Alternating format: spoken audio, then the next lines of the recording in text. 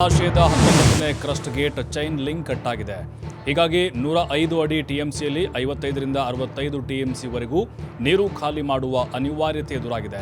20ರಿಂದ 21 ಅಡಿಯಷ್ಟು ನೀರು ಖಾಲಿಯಾದರೆ ಮಾತ್ರ ಗೇಟ್ ದುರಸ್ತಿ ಕಾರ್ಯ ಸಾಧ್ಯವಾಗುವ ಹಿನ್ನೆಲೆಯಲ್ಲಿ ಎಲ್ಲ ಗೇಟ್ಗಳಿಂದ ನೀರನ್ನು ಹೊರಬಿಡಲಾಗ್ತಾ ಇದೆ. ನೀರಿನ ಹರಿವು ಹೆಚ್ಚಳವಾಗಿದ್ದು ಕೆಳ ಸೇತುವೆ ಮುಳುಗಡೆಗೆ ಇನ್ನೂ 2 ಅಡಿ ಮಾತ್ರ ಬಾಕಿ ಉಳಿದಿದೆ. ಅಪಾಯದ ಮುನ್ಸೂಚನೆ ಇದ್ದರೂ ಸಹ ಗೇಟ್ಗಳ ಮುಂಭಾಗದ ಕೆಳ ಸೇತುವೆ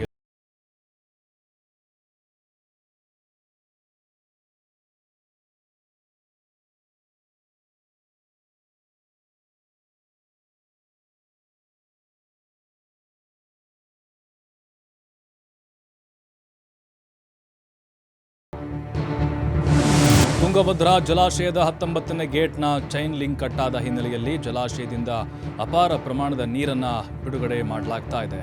ಕೊಪ್ಪಳ ಜಿಲ್ಲೆಯ ಮುನಿರಾಬಾದ್ ಬಳಿ ಇರುವಂತಹ ಜಲಾಶಯಕ್ಕೆ ಒಂದೇ ಗೇಟ್ನಿಂದ 35,000 ಕ್ಯೂಸೆಕ್ಸ್ ನೀರು ಹೊರಕ್ಕೆ ಬಿಡಲಾಗ್ತಾ ಇದ್ದು ನದಿ ಪಾತ್ರದ ಜನರಲ್ಲಿ ಆತಂಕ ಹೆಚ್ಚಾಗಿದೆ. ಮುಂಜಾಗ್ರತಾ ಕ್ರಮವಾಗಿ ನದಿ ಪಾತ್ರದ ಜನರಿಗೆ ತುಂಗಭದ್ರಾ ಜಲಾಶಯದ ಅಧಿಕಾರಿಗಳು ಎಚ್ಚರಿಕೆ ಸಂದೇಶ ರವಾನಿಸಿದ್ದಾರೆ. ಅಪಾಯದ ಮಟ್ಟ ಮೀರಿ 19 ಗೇಟ್ ಮೂಲಕ ನೀರು ಹರಿತಾ ಇದ್ದು ಒಂದೇ ಗೇಟ್ ಮೂಲಕ ಅಪಾರ ಪ್ರಮಾಣದ ನೀರು ಹರಿದು ಹೋದರೆ ಗೇಟ್ಗೆ ಧಕ್ಕೆಯಾಗುವ ಸಂಭವವಿದೆ. ಹಾಗಾಗಿ ಗೇಟ್ ರಿಪೇರಿ ಆಗುವವರೆಗೂ ಜನರಲ್ಲಿ ತೀವ್ರ ಆತಂಕ ಎದುರಾಗಿದೆ.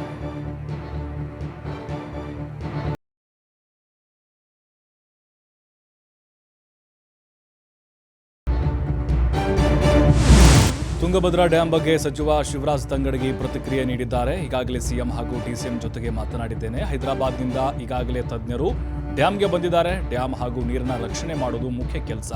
ನೀರು ಉಳಿಸಿಕೊಳ್ಳಲು ಏನು ಮಾಡಬೇಕು ಅನ್ನೋ ಬಗ್ಗೆ ಚರ್ಚೆ ಮಾಡ್ತೀವಿ. ಸೈಡ್ಗೆ ಇರುವಂತಹ ಚೈನ್ ಕೊಂಡಿ ಕಟ್ಟಾಗಿ ಕೆಳಗೆ ಹೋಗಿರುವುದಕ್ಕೆ ಘಟನೆ ಆಗಿದೆ. ಆದರೆ ಇದು ಯಾರೂ ಮಾಡಿದ್ದೂ ಅಲ್ಲ, ಅದು ನೀರಿನ ಫೋರ್ಸ್ಗೆ ಹಾಗಾಗಿದೆ. ಈ ಡ್ಯಾಂ ಬಗ್ಗೆ ಎಲ್ಲ ಮಾಹಿತಿ ಇರೋದು ಹೈದರಾಬಾದ್ನಲ್ಲಿ. ಹಾಗಾಗಿ ಅವರು ಬರ್ತಿದ್ದಾರೆ, ಚರ್ಚೆ ಮಾಡ್ತೀವಿ ಎಂದಿದ್ದಾರೆ. ಶಿವಕುಮಾರ್ ಸಾಹೇಬರು ಬರ್ತಾ ಇದ್ದಾರೆ ಮತ್ತು ಇಲಾಖೆ ಸೆಕ್ರೆಟರಿ ಬರ್ತಾ ಇದ್ದಾರೆ. ಟೆಕ್ನಿಕಲ್ ಟೀಮು ಹೈದರಾಬಾದಿಂದ ನಾವು ಕರೆಸ್ತಾ ಇದ್ದೀವಿ. ಅಲ್ಲಿನೂ ಒಂದಿಷ್ಟು ಮಾಹಿತಿ ಈಗಾಗಲೇ MD ಅವರು ತರಿಸಿದ್ದಾರೆ. ಇನ್ನು ಬೆಂಗಳೂರಿಂದನೂ ಟೆಕ್ನಿಕಲ್ ಟೀಮ್ ಬರ್ತಾ ಇದೆ. ನಾವೆಲ್ಲದು ಕುಂತು ಯಾವ ರೀತಿ ಮಾಡಿದರೆ ಸರಿಯಾಗುತ್ತೆ ಅನ್ನೋದ್ರ ಬಗ್ಗೆ ಚರ್ಚೆ ಮಾಡ್ತೀವಿ. ಲೋಕಲ್ದೊಳಗೆ ಹಿಂದೆ ಡ್ಯಾಮ್ ಕಟ್ಟೋ ಹೊತ್ನಾಗ ಕೆಲವೊಂದಿಷ್ಟು ಕೆಲಸ ಮಾಡೋಂಥವ್ರು ಇಲ್ಲಿದ್ದಾರೆ. ಅವ್ರನ್ನೂ ಈಗಾಗಲೇ ಕರೆಸಿ TB dam crest gate link cut ಆಗಿರೋ ವಿಚಾರವಾಗಿ ವಿಜಯಪುರದಲ್ಲಿ ಸಚಿವ MB ಪಾಟೀಲ್ ಪ್ರತಿಕ್ರಿಯೆ ನೀಡಿದ್ದಾರೆ. ಯಾವ ಕಾರಣಕ್ಕೆ ಆಗಿದೆ ಅಂತ ತಿಳಿದುಕೊಳ್ತಾರೆ. ಯಾವ ಕಾರಣ ಹಾಗೆ ಟೆಕ್ನಿಕಲ್ ಅರ್ಥ ಮಾಡಿಕೊಳ್ಳಬೇಕಾಗುತ್ತದೆ. ಇನ್ನು ನವಲಿ ಬಳಿ ಟಿಬಿ ಡ್ಯಾಂ ಸಮಾನಾಂತರ ಜಲಾಶಯ ನಿರ್ಮಿಸಿದರೆ ನೀರು ಪೋಲು ಆಗ್ತಿರಲಿಲ್ಲ ಎನ್ನುವ ವಿಚಾರಕ್ಕೆ ಉತ್ತರಿಸಿರುವಂತಹ MB ಪಾಟೀಲ್, ನವಲಿ ಸಮಾನಾಂತರ ಜಲಾಶಯ ನಿರ್ಮಾಣ ಅಂತಾರಾಜ್ಯ ವಿವಾದಕ್ಕೊಳಪಟ್ಟಿದೆ. ಕೋರ್ಟ್ನಲ್ಲಿ 2 ರಾಜ್ಯದವರು ಚರ್ಚೆ ಮಾಡಬೇಕಾಗುತ್ತೆ. ಟಿಬಿ ಬೋರ್ಡ್ನಲ್ಲಿ 2 ರಾಜ್ಯಗಳ ಚರ್ಚೆಯೂ ಆಗಬೇಕಾಗುತ್ತೆ. ರಾಜ್ಯ ಸರ್ಕಾರ ಕ್ರಮ ಕೈಗೊಳ್ಳುತ್ತೆ. ನಾನು ನೀರಾವರಿ ಸಚಿವರೊಂದಿಗೆ ಮಾತನಾಡ್ತೇನೆ ಎಂದು ಹೇಳಿದ್ದಾರೆ. ಏನಾಗಿದೆ ಅಂತನ ವರದಿಯನ್ನು ನೀರಾವರಿ ಸಚಿವರಾದಂಥ ಉಪಮುಖ್ಯಮಂತ್ರಿಗಳು DK ಶಿವಕುಮಾರ್ ಅವರು ಅದನ್ನು ತಿಳ್ಕೋತಾರೆ. ಅಧಿಕಾರಿಗಳು ತಾಂದ್ರಿಂದ ಯಾವ ಕಾರಣಕ್ಕಾಗಿದೆ, ಏನಾಗಿದೆ, ಆ ಟೆಕ್ನಿಕಲ್ ರೀಸನ್ಸನ್ನು ನಾವು ಅರ್ಥ ಮಾಡ್ಕೋಬೇಕಾಗ್ತದೆ. ಅದಕ್ಕೆ ಸ್ವಾಭಾವಿಕವಾಗಿ ಅವರು ನೀರಾವರಿ ಸಚಿವರಿದ್ದಾರೆ, ಉಪಮುಖ್ಯಮಂತ್ರಿಗಳು ತರಿಸಿಕೊಂಡು ಅದು ಯಾಕೆ ಆಗಿದೆ. ಟಿಬಿ ಡ್ಯಾಂ ಗೇಟ್ ಹಾನಿಗೆ ಅಧಿಕಾರಿಗಳನ್ನೇ ಹೊಣೆ ಮಾಡಬೇಕು, ಇದೊಂದು ದುರ್ದೈವದ ಸಂಗತಿ ಅಂತ ಕೇಂದ್ರ ಸಚಿವ ಪ್ರಹ್ಲಾದ್ ಜೋಶಿ ಆಕ್ರೋಶ ಹೊರಹಾಕಿದ್ದಾರೆ. ಹುಬ್ಬಳ್ಳಿಯಲ್ಲಿ ಮಾತನಾಡಿದ ಅವರು, ರಾಜ್ಯದಲ್ಲಿ ದೊಡ್ಡ ಪ್ರಮಾಣದಲ್ಲಿ ಮಳೆಯಾಗಿದೆ, ಗೇಟ್ಗೆ ಹಾನಿಯಾಗಿರೋದ್ರಿಂದ ಹೆಚ್ಚಿನ ನೀರು ಹೊರಬಿಡಬೇಕು. ಹೀಗಿರುವಾಗ ಎಲ್ಲ ರೀತಿಯ ಮುಂಜಾಗ್ರತಾ ಕ್ರಮ ಕೈಗೊಳ್ಳಬೇಕಾಗಿತ್ತು. ಅಧಿಕಾರಿಗಳ ಅಚಾತುರ್ಯದಿಂದ ಮುಂದೆ ರೈತರಿಗೆ ತೊಂದರೆಯಾಗಲಿದೆ. ಅಚ್ಚುಕಟ್ಟು ಪ್ರದೇಶದಲ್ಲಿ ಮಳೆ ಆಗದೇ ಇದ್ದಲ್ಲಿ ತೀವ್ರ ತೊಂದರೆ ಆಗುತ್ತೆ. ಹಾಗಾಗಿ ಲೋಪ ಎಸಗಿದವರ ವಿರುದ್ಧ ಕ್ರಮ ಕೈಗೊಳ್ಳಬೇಕು ಎಂದು ಜೋಶಿ ಆಗ್ರಹಿಸಿದ್ದಾರೆ. ಇದರ ಬಗ್ಗೆ ಸಂಪೂರ್ಣವಾದಂಥ ಜವಾಬ್ದಾರಿಯನ್ನು ಫಿಕ್ಸ್ ಮಾಡಬೇಕು. ಯಾಕಂದರೆ ದೊಡ್ಡ ಪ್ರಮಾಣದಲ್ಲಿ ಮಳೆಯಾಗಿ ಬೇಗ ಈ ಸತ್ಯ ಕಂಪೇರಿಟಿವ್ಲಿ ಬೇಗ ಡ್ಯಾಮ್ಗಳು ತುಂಬಿಟ್ಟು ಮೇಂಟೈನ್ ಮಾಡಬೇಕು, ಅದನ್ನು ನೋಡಬೇಕು. ಮಳೆ ಬರೋಕ್ಕಿಂತ ಮೊದಲು ಇದು ಮಾಡದೇ ಇರೋದ್ರ ಮೇಲೆ ಅತ್ಯಂತ ಕಟ್ಟುನಿಟ್ಟಿನ ಕ್ರಮ ಕೈಗೊಳ್ಳಬೇಕು. ಈಗೇನು ಇರೋದರ ವ್ಯವಸ್ಥೆ Tungabhadra dam crest gate lock cut ಆಗಿರುವ ವಿಚಾರಕ್ಕೆ ಕೇಂದ್ರ ಸಚಿವ ಎಚ್.ಡಿ. ಕುಮಾರಸ್ವಾಮಿ ಪ್ರತಿಕ್ರಿಯಿಸಿದ್ದಾರೆ. ಮಂಡ್ಯದಲ್ಲಿ ಮಾತನಾಡಿದ ಅವರು, ತುಂಗಭದ್ರಾ ಜಲಾಶಯದಲ್ಲಿ ದೊಡ್ಡ ಅನಾಹುತವಾಗಿದೆ. 19ನೇ ಕ್ರಸ್ಟ್ ಗೇಟ್ ಓಪನ್ ಆಗಿದ್ದು 30,000 ಕ್ಯೂಸೆಕ್ಸ್ ನೀರು ಹೋಗ್ತಾ ಇದೆ. ಈ ಅನಾಹುತದಿಂದ ಜಲಾಶಯದ 60 ಟಿಎಂಸಿ ನೀರು ಖಾಲಿಯಾಗುತ್ತೆ. ಇದು ರೈತರ ಬದುಕಿನ ಆಶಾಭಾವನೆಗೆ ಧಕ್ಕೆ ತಂದಿದೆ. ಟಿಬಿ ಡ್ಯಾಂ ಬೋರ್ಡ್ ಟೆಕ್ನಿಕಲ್ ವಿಚಾರದಲ್ಲಿ ಕಾಟಾಚಾರದ ವರದಿ ಕೊಟ್ಟಿವೆ. ಅದಕ್ಕಾಗಿ ಇಂತಹ ಪರಿಸ್ಥಿತಿ ಬಂದಿದೆ. ಇದನ್ನ ಸರಿಪಡಿಸಿಕೊಳ್ಳಬೇಕಾಗಿದೆ ಅಂತ ಹೇಳಿದರು. ಒಂದು ಅನಾಹುತ ಏನಿದೆ ಇವತ್ತು ಯಾವೊಂದು ಹಳೆಯ ಕಾಲದಲ್ಲೇ ಕಟ್ಟಿರ್ತಕ್ಕಂಥ ಜಲಾಶಯ ಆಗಿದೆ. ಅಂಥ ಜಲಾಶಯದಲ್ಲಿ ಇವತ್ತು ಸೇಫ್ಟಿ ಲಾಕ್ ಗೇಟ್ಗಳೇನಿರಬೇಕು, ಆ ಒಂದು ಗೇಟ್ಗಳು ನಿರ್ಮಾಣ ಆಗ್ತಕ್ಕಂಥದ್ದು ಅನಿವಾರ್ಯ. ಇದು KRSನಲ್ಲೂ ಇಲ್ಲ, ತುಂಗಭದ್ರಾ ಡ್ಯಾಮ್ನಲ್ಲೂ ಇಲ್ಲ. ಅದು ಇವತ್ತಿನ ಒಂದು ಅನಾಹುತದಿಂದ ಬಹುಶಃ ಮುಂದಿನ ದಿನಗಳಲ್ಲಿ ಅದನ್ನು ತಕ್ಷಣ ಕ್ರಮ ತೆಗೆದುಕೊಳ್ಳೋದು ಸೂಕ್ತ ಅಂತ ನನ್ನ ಅಭಿಪ್ರಾಯ. ಈಗಾಗಲೇ ನಾರಾಯಣಪುರ ಡ್ಯಾಮ್ನಲ್ಲಿ, ಆಲಮಟ್ಟಿ ಡ್ಯಾಮ್ನಲ್ಲಿ ತುಂಗಭದ್ರಾ ಜಲಾಶಯದ ಕ್ರಸ್ಟ್ ಗೇಟ್ ಕೊಚ್ಚಿಕೊಂಡು ಹೋದ ಪ್ರಕರಣ ಸಂಬಂಧ ಮಾಜಿ ಸಚಿವ ಹಾಲಪ್ಪ ಆಚಾರ್ ಪ್ರತಿಕ್ರಿಯಿಸಿದ್ದಾರೆ. ಕೊಪ್ಪಳದಲ್ಲಿ ಮಾತನಾಡಿ 19ನೇ ಗೇಟ್ ಅಡ್ರೆಸ್ ಇಲ್ಲದಂತೆ ನಾಪತ್ತೆಯಾಗಿದೆ. ಉಳಿದ ಗೇಟ್ಗಳಲ್ಲಿ ಕೂಡ ಕ್ರ್ಯಾಕ್ ಕಾಣ್ತಿದೆ. 4 ಜಿಲ್ಲೆಯ 10 ಲಕ್ಷ ಎಕರೆ ಪ್ರದೇಶದ ರೈತರು ಇದೇ ಡ್ಯಾಂ ನೀರನ್ನು ನೆಚ್ಚಿಕೊಂಡಿದ್ದಾರೆ. ಸರ್ಕಾರ ಯಾವುದೇ ಯೋಜನೆ ಇರಲಿ ಅದನ್ನು ನಿರ್ವಹಣೆ ಮಾಡಬೇಕು. ಸರಿಯಾಗಿ ನಿರ್ವಹಣೆ ಮಾಡದೇ ಇರುವುದು ನಿರ್ಲಕ್ಷ್ಯದಿಂದ ಈ ರೀತಿ ಘಟನೆ ಆಗಿದೆ ಎಂದು ಹೇಳಿದ್ದಾರೆ. ಹೋಗಿ ನೋಡಿದಾಗ ಗೇಟು ಎಲ್ಲಿಯೂ ಇಲ್ಲ, ಅಡ್ರೆಸ್ಸನೇ ಇಲ್ಲ. 19ನೇ ಗೇಟು ಅಡ್ರೆಸ್ಸನೇ ಇಲ್ಲ. ಆದರೆ ಇನ್ನುಳಿದಂಥ ಗೇಟು ನೋಡಿದಾಗ ಕೂಡ ಕ್ರ್ಯಾಕ್ಗಳು ಇವನ್ನೆಲ್ಲವನ್ನೂ ನೋಡಿದಾಗ ಜವಾಬ್ದಾರಿ ಇರ್ತಕ್ಕಂಥ ಆಡಳಿತ ಎಲ್ಲಿ ಹೋಗಿತ್ತು ಅನ್ನೋದು ಪ್ರಶ್ನೆ ಬರ್ತೀವಿ.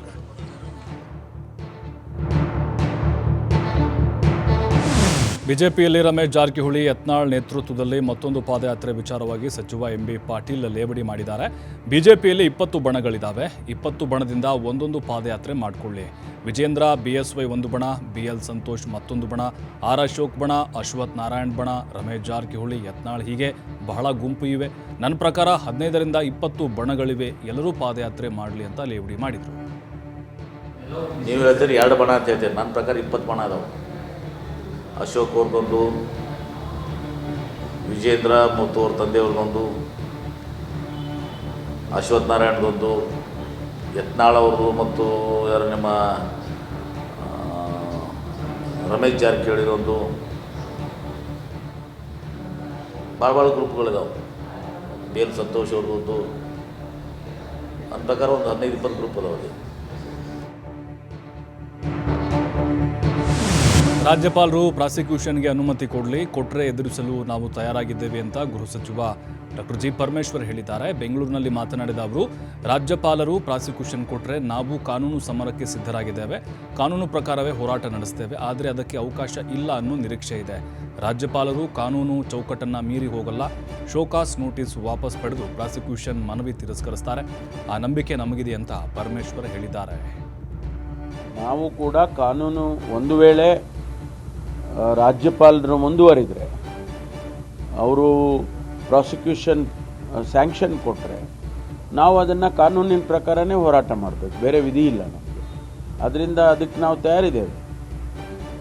ಅಲ್ಲಿವರೆಗೂ ಹೋಗುತ್ತೆ ಅನ್ನೋ ಒಂದು ನಿರೀಕ್ಷೆ ನನಗೆ ವೈಯಕ್ತಿಕವಾಗಿಲ್ಲ. ರಾಜ್ಯಪಾಲರನ್ನು ನಾವು ಅಷ್ಟು ಸುಲಭನಾಗಿ 62 ವರ್ಷದ ರಾಜಕಾರಣ ಉದ್ದಗಲಕ್ಕೂ ರೈತರ ಪರ ಇದ್ದೇವೆ ಎಂದು JDS ಯುವ ನಾಯಕ ನಿಖಿಲ್ ಕುಮಾರಸ್ವಾಮಿ ಹೇಳಿದ್ದಾರೆ. ಮಂಡ್ಯದ ಅರಳುಕುಪ್ಪೆ ಗ್ರಾಮದಲ್ಲಿ ಮಾತನಾಡಿದ ಅವರು, JDS ಸ್ಥಾಪನೆಯಾಗಿದ್ದು ದೇವೇಗೌಡರಿಂದ. 62 ವರ್ಷದ ರಾಜಕಾರಣ ಉದ್ದಗಲಕ್ಕೂ ನಾವು ರೈತರ ಪರ ಇದ್ದೇವೆ. ಕುಮಾರಣ್ಣ ರೈತರ ಸಾಲ ಮನ್ನಾ ಮಾಡಿದ್ದಾರೆ. ಕಳೆದ 10 ದಿನದ ಹಿಂದೆ ಭತ್ತ ನಾಟಿ ಮಾಡುವ ಕಾರ್ಯಕ್ಕೆ ಪರಿಶೀಲನೆ ನಡೆಸಿದೆ. ಇವತ್ತು ಭತ್ತ ನಾಟಿ ಕಾರ್ಯ ನಡೆದಿದ್ದು ರೈತರ ಮಹಿಳೆಯರ ಜೊತೆ ನಾಟಿ ಮಾಡಿರುವುದು ವಿಶೇಷ ದಿನ. ಮಂಡ್ಯ ಜಿಲ್ಲೆಯಲ್ಲಿ ಮೊದಲ ಬಾರಿ ಗದ್ದೆಗಿಳಿದಿದ್ದೇನೆ. ಹಾಗಾಗಿ ಇದು ಮೊದಲನೇ ಬಾರಿ ನನ್ನ ಜೀವನದಲ್ಲಿ ವಿಶೇಷ ಕ್ಷಣ. ನಾವು ರೈತ ಪರ ಯೋಜನೆ ಕಾರ್ಯಕ್ರಮ ಕೊಟ್ಟಿದ್ದೇವೆ. ಅಂದು ಸಾಕಷ್ಟು ರೈತರು ಸಾಲದಿಂದ ಆತ್ಮಹತ್ಯೆ ಮಾಡಿಕೊಂಡಿದ್ರು. ಹಾಗಾಗಿ ಕುಮಾರಣ್ಣ ರೈತರ ಸಾಲ ಮನ್ನಾ ಮಾಡಿದರು. ರೈತರ ಬಗ್ಗೆ ಕಾಳಜಿ ಇಟ್ಟಿರುವ ಬಗ್ಗೆ ಜನರು ನೋಡಿದ್ದಾರೆ ಎಂದಿದ್ದಾರೆ. ಮಾಜಿ ಪ್ರಧಾನಮಂತ್ರಿಗಳು ಮಾನ್ಯ ದೇವೇಗೌಡರು ಸಾಹೇಬರು ರೈತ ಕುಟುಂಬದಿಂದ ಜನಿಸಿರ್ತಕ್ಕಂಥ ಇವತ್ತೇನು ಈ ದೇಶದ ಪ್ರಧಾನಮಂತ್ರಿಗಳಾದರು, ಈ ರಾಜ್ಯದ ಮುಖ್ಯಮಂತ್ರಿಗಳಾದರು. ವಿಶೇಷವಾಗಿ ರೈತರ ಮೇಲೆ ನಮ್ಮ ಪಕ್ಷ ಕಳೆದ 30-35 ವರ್ಷದಿಂದ ನಿರಂತರವಾಗಿ ಮಾನ್ಯ ದೇವೇಗೌಡರು ಸಾಹೇಬ್ರ ಕಾಲದಿಂದ ಮಾತನಾಡಬೇಕು ಅಂದರೆ 60 ತಿದ್ದುಪಡಿಗೆ ವಿರೋಧ ಮಾಡುತ್ತಿರುವುದು ಮೂರ್ಖತನ ಎಂದು ಶ್ರೀರಾಮ ಸೇನೆಯ ಮುಖ್ಯಸ್ಥ ಪ್ರಮೋದ್ ಮುತಾಲಿಕ್ ಕಿಡಿಕಾರಿದ್ದಾರೆ. ಹಿಂದೂಗಳ ದೇವಸ್ಥಾನದ ಜಾಗವನ್ನು ಕಬಳಿಸುವ ಪ್ರವೃತ್ತಿ ವಕ್ಫ್ ಬೋರ್ಡ್ನಿಂದ ಆಗಿದೆ. ಯಾರೂ ಪ್ರಶ್ನೆ ಮಾಡಬಾರದು ಎನ್ನುವ ಹಾಗೆ ವಕ್ಫ್ ಬೋರ್ಡ್ ಬೆಳೆದು ನಿಂತಿದೆ. ನೆಹರು ಕಾಲದಿಂದಲೂ ಇಲ್ಲಿವರೆಗೆ ವಕ್ಫ್ ಬೋರ್ಡ್ ರಕ್ಷಣೆ ಮಾಡಲಾಗಿದೆ. ಇದರಿಂದ ಆಗುವ ಅನಾಹುತಗಳ ಬಗ್ಗೆ ಯಾರೂ ಗಮನ ಹರಿಸಿಲ್ಲ. ಈಗ ಪ್ರಧಾನಿ ಮೋದಿ ಸರ್ಕಾರ ವಕ್ಫ್ ಕಾಯ್ದೆಗಳಿಗೆ ತಿದ್ದುಪಡಿ ಮಾಡಲು ಮುಂದಾಗಿದೆ. ದೇಶದ ಸುರಕ್ಷತೆ ಹಿನ್ನೆಲೆ ಈ ತಿದ್ದುಪಡಿ ಅವಶ್ಯಕತೆ ಇದೆ. ಮುಂದೆ ಬರುವಂತಹ ಅನಾಹುತಗಳಿಗೆ ತಿದ್ದುಪಡಿ ಅನಿವಾರ್ಯವಾಗಿದೆ ಎಂದು ಹೇಳಿದರು. ಸೊ ಈಗ ಕೇಂದ್ರ ಸರ್ಕಾರ ನರೇಂದ್ರ ಮೋದಿಯವರ ನೇತೃತ್ವದಲ್ಲಿ ಬದಲಾವಣೆಗಳನ್ನು ತಿದ್ದುಪಡಿಗಳನ್ನು ಮಾಡ್ತಾ ಇದ್ದಾರೆ.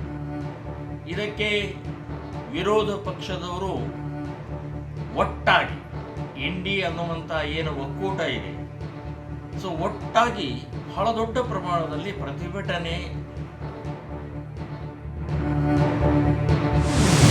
ರಾಜಸ್ಥಾನ ಜೈಪುರದಿಂದ ಬರುವ ಮಾಂಸ ತಿನ್ನಲು ಯೋಗ್ಯ ಎಂದು ಮಾಂಸ ಪ್ರಿಯರ ಆತಂಕವನ್ನು ಆಹಾರ ಸುರಕ್ಷತಾ ಮತ್ತು ಗುಣಮಟ್ಟ ಇಲಾಖೆ ದೂರ ಮಾಡಿದೆ. ಬೆಂಗಳೂರು ನಗರಕ್ಕೆ ರೈಲುಗಳ ಮೂಲಕ ಬರುವ ಮಾಂಸದ ಬಗ್ಗೆ ಹಲವು ಆರೋಪಗಳು ಕೇಳಿಬಂದ ಹಿನ್ನೆಲೆ ಎಲ್ಲ ವದಂತಿಗಳಿಗೆ ಆಹಾರ ಇಲಾಖೆ ಅಧಿಕಾರಿಗಳು ತೆರೆ ಎಳೆದಿದ್ದಾರೆ. ಮಾಂಸ ಗುಣಮಟ್ಟದ ಬಗ್ಗೆ ಪರಿಶೀಲಿಸೋಕೆ ಮಾಂಸ ಶುಚಿತ್ವ ಮತ್ತು ಬ್ಯಾಕ್ಟೀರಿಯಾ ಬೆಳವಣಿಗೆ ಸಂಬಂಧ ಸ್ಯಾಂಪಲ್ ಸಂಗ್ರಹಿಸಿ ಲ್ಯಾಬ್ಗೆ ಕಳುಹಿಸಲಾಗಿತ್ತು. ಲ್ಯಾಬ್ ರಿಪೋರ್ಟ್ನಲ್ಲಿ ಮಾಂಸ ತಿನ್ನಲು ಸೇಫ್ ಎಂದು ದೃಢವಾಗಿದ್ದು ರಾಜಸ್ಥಾನ ಮಾಂಸ ಮಾರಾಟಕ್ಕೆ ಯಾವುದೇ ಅಡ್ಡಿಯಿಲ್ಲ ಎಂದು ತಿಳಿಸಿದೆ. ಈಗಾಗಲೇ ರಾಜಸ್ಥಾನದಿಂದ ಬರುವಂತಹ ಮಾಂಸ ಕುರಿ ಮಾಂಸ ಅಂತ ICAR ವರದಿ ನೀಡಿತ್ತು. ಇದೀಗ ಬಂದ 3 ಲ್ಯಾಬ್ ರಿಪೋರ್ಟ್ ಕೂಡ ಮಾಂಸ ತಿನ್ನಲು ಸೂಕ್ತವಾಗಿದೆ ಎಂದು ದೃಢಪಡಿಸಲಾಗಿದೆ.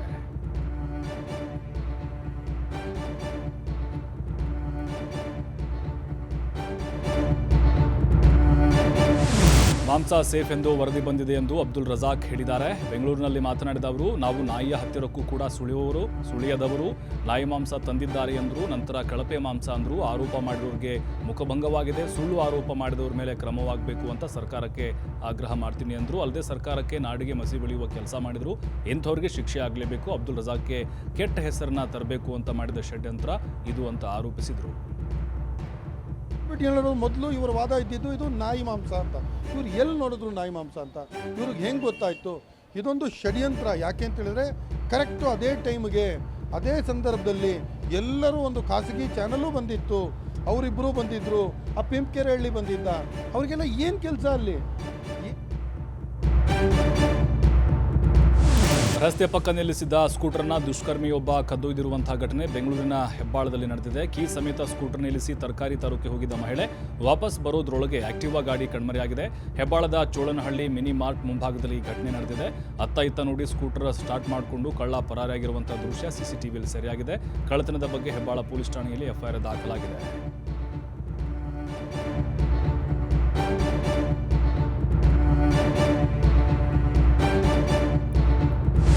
ಮಂಡ್ಯ ಜಿಲ್ಲೆಯಲ್ಲಿ ರೌಡಿ ಶೀಟರ್ ಕಾಲಿಗೆ ಪೊಲೀಸರು ಫೈರಿಂಗ್ ಮಾಡಿದ್ದಾರೆ. Halaguru circle inspector Shridhara Mutturaju alias Dakka ಎಂಬಾತನ ಮೇಲೆ ಫೈರಿಂಗ್ ಮಾಡಿದ್ದಾರೆ. ಮಳವಳ್ಳಿ ತಾಲೂಕಿನ ಚಿಕ್ಕ ಮುಲಗೂಡು ಗ್ರಾಮದ ಬಳಿ ರೌಡಿ ಶೀಟರ್ ಮುತ್ತುರಾಜ್ ಬಲಗಾಲಿಗೆ ಗುಂಡೆಟ್ಟು ಬಿದ್ದಿದೆ. ಕೊಲೆ ಪ್ರಕರಣ ಸಂಬಂಧ ಆರೋಪಿಯನ್ನು ಹಿಡಿಯೋಕೆ ಹೋದಾಗ ಪೊಲೀಸ್ ಕಾನ್ಸ್ಟೇಬಲ್ ಮೇಲೆ ಹಲ್ಲೆ ಮಾಡಿದ್ದಾನೆ. ಈ ವೇಳೆ ಆರೋಪಿ ಕಾಲಿಗೆ ಫೈರಿಂಗ್ ಮಾಡಲಾಗಿದೆ. ಹಲವು ಕೊಲೆ ಪ್ರಕರಣಗಳಲ್ಲಿ ಭಾಗಿಯಾಗಿ ತಲೆಮರೆಸಿಕೊಂಡಿದ್ದ ಆರೋಪಿಯನ್ನು ಭರ್ಜರಿ ಕಾರ್ಯಾಚರಣೆ ನಡೆಸಿ ಪೊಲೀಸ್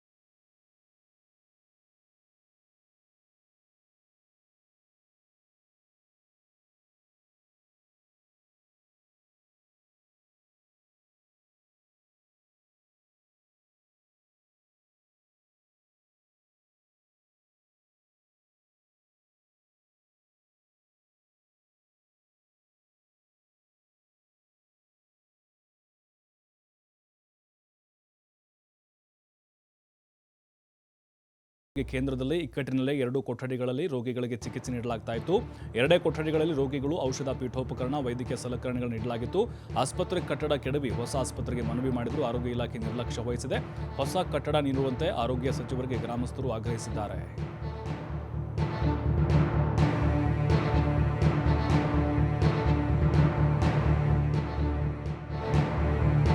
ದಾಳಿಯಾಗಿದ್ದು ಕಾಫಿ ತೋಟದಲ್ಲಿ ಬೀಡು ಬಿಟ್ಟಿದ್ದ ಗಜಪಡೆಯನ್ನ ಅರಣ್ಯ ಇಲಾಖೆ ಸಿಬ್ಬಂದಿ ಕಾಡಿಗಟ್ಟಿದ್ದಾರೆ. ಜಿಲ್ಲೆಯ ವಿರಾಜಪೇಟೆ ತಾಲೂಕಿನ ಸಿದ್ದಾಪುರ, ಚೆನ್ನಂಗಿ ಭಾಗದಲ್ಲಿ ಕಾರ್ಯಾಚರಣೆ ನಡೆಸಿದ ಅಧಿಕಾರಿಗಳು 32 ಕಾಡಾನೆಗಳನ್ನು ಅರಣ್ಯಕ್ಕೆ ಬಿಟ್ಟಿದ್ದಾರೆ. ಬೆಳೆ ಮತ್ತು ಕಾರ್ಮಿಕರ ಮೇಲೆ ದಾಳಿ ಮಾಡುತ್ತಿದ್ದ ಕಾಡಾನೆಗಳು ಅರಣ್ಯಕ್ಕೆ ವಾಪಸ್ಸಾದ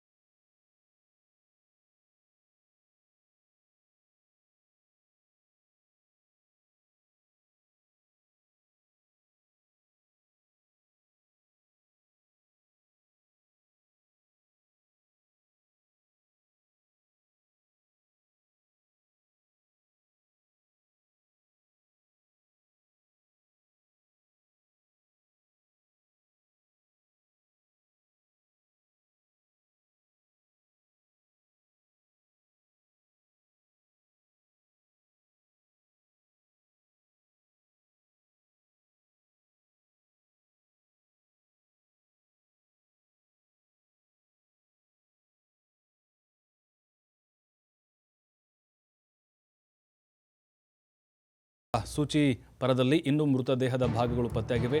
ಶೋಧ ಕಾರ್ಯಾಚರಣೆಯಲ್ಲಿ 3 ದೇಹದ ಭಾಗಗಳನ್ನು ವಶಪಡಿಸಿಕೊಳ್ಳಲಾಗಿದೆ. ಭೂಕುಸಿತ ಪೀಡಿತ ಪ್ರದೇಶಗಳಲ್ಲಿ ಸಾಮೂಹಿಕ ಶೋಧ ಕಾರ್ಯ ನಡೀತಾ ಇದೆ. ದುರಂತದ ಪ್ರದೇಶಗಳನ್ನು 6 ವಿಭಾಗಗಳಾಗಿ ವಿಂಗಡಿಸಲಾಗಿದೆ. ಸ್ವಯಂ ಸೇವಕರು ಮತ್ತು ಅರಣ್ಯಾಧಿಕಾರಿಗಳು